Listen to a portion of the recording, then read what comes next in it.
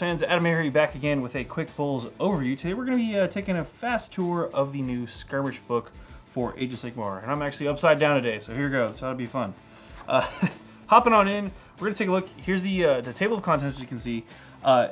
It's just a supplemental book. It's for campaign play for skirmish games. You can do one-shot match play skirmish games. You can also run multiplayer campaign, multiplayer games, a little bit of tweaks, but you can do all that fun stuff with this book. So that's just how to use a book.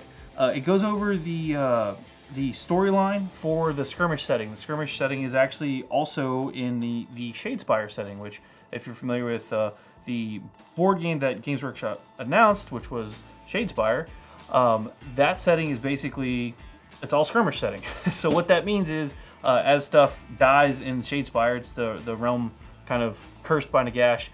These people die and they come back, and that's kind of why your warband keeps on growing. So that's kind of where the setting takes place. I don't want to get into the story too much because that's one of the big reasons you should read this book. So flipping through here, got a ton of storyline. Again, we're not gonna go through it all, but it does involve this guy quite a bit. Skipping right through, spoiler free from that though. Jumping right into these skirmish rules, pretty straightforward stuff. Here's all your basics of these skirmish rules. You're still going to be using the core rules from Age of Sigmar with some minor tweaks. Obviously, things are going to level up, and as you can see, there's just a subset of extra rules that's going to be applied to all of your skirmish games.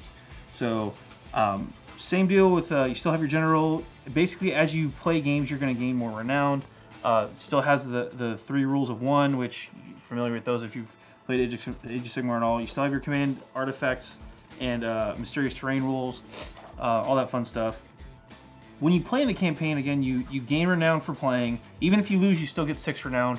That renown can be used to upgrade stuff or add more units to your warband and things like that for your skirmish game. It's recommended that you start with 25 renown to build your forces, and we'll get to that a little bit later, but just to give you a ballpark of what that means. So if you do get for example, a major victory, you get plus 10 renown. So it's half of your warband worth, almost half of your warband worth of renown if you win a major victory.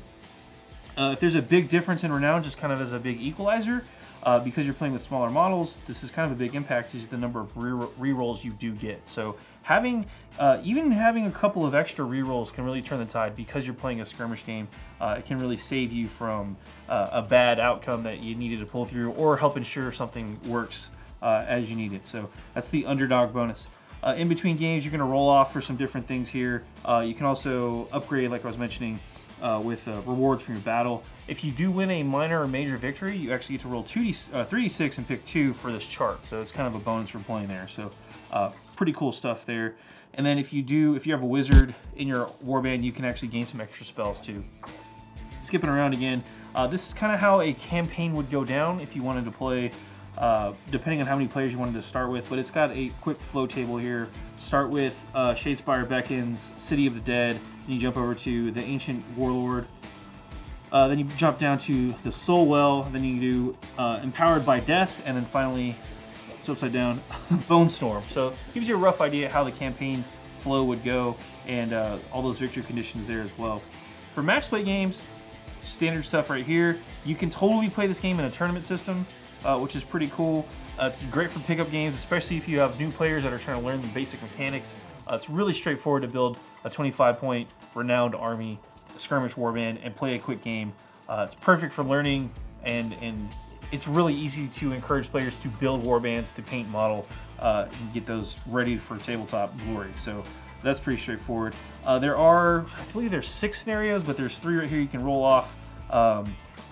The other 3 scenarios, I believe, are for the campaign play, which I'll show off a couple here. So there's your Clash at Dawn. It's got a unique deployment. Again, the boards are going to be smaller. These are the GW playing boards. You've got the 4 of those. You're just playing on a square table.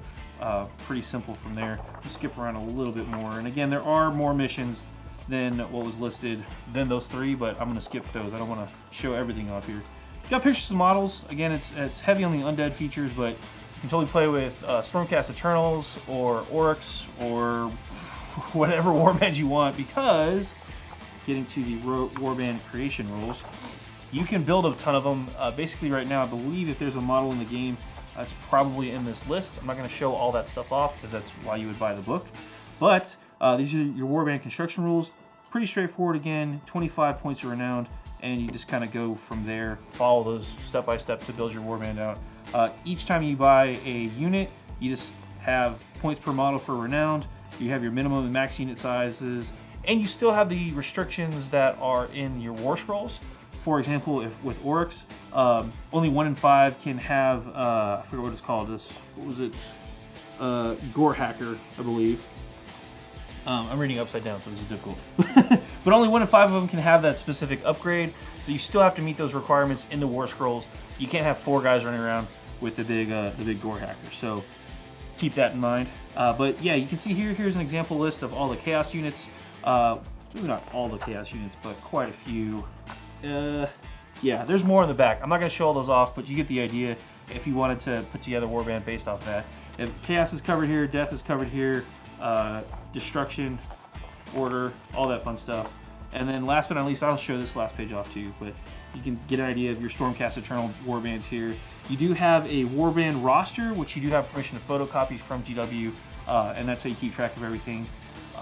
Flipping back real fast, one last thing I wanted to show off. It's probably easier if I do it this way. Here you go. Casualties.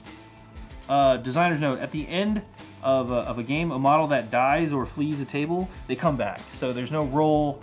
The reasoning behind that in the story, again, if you read that, this is the cursed land of the dead, Shadespire by Nagash. So people just keep coming back. So that's part of the reason why they probably put this setting in Shadespire. So anyhow, that's a really quick tour of the Warhammer Age of Sigmar Skirmish rules. It's actually a really fun set to go check out. It should be in stores hopefully by the time you see this video. If not, it'll be out soon.